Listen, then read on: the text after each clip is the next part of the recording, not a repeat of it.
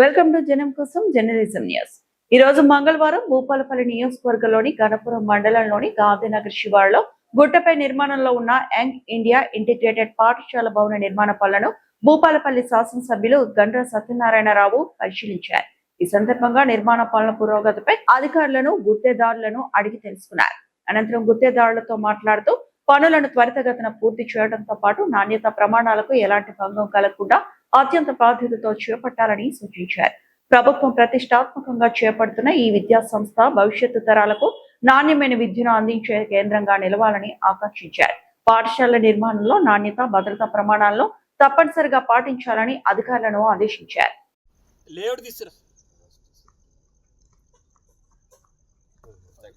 Admin block lockdown sir. ఈ మధ్యలో centre అంతా గ్రౌండ్ సార్. ఇది మట్టి ఉన్న ఏరియా అంతా గ్రౌండ్ ఉంది. హాస్టల్స్ అయినా అటువైపు ఇది గ్రౌండా? ఇది ground sir.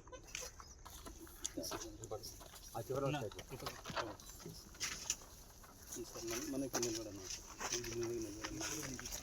Admin block 1, 2, 3, 4 sir. ఇది అడ్మిన్ బ్లాక్ అండి. ఇదేమో security room and waiting room అండి.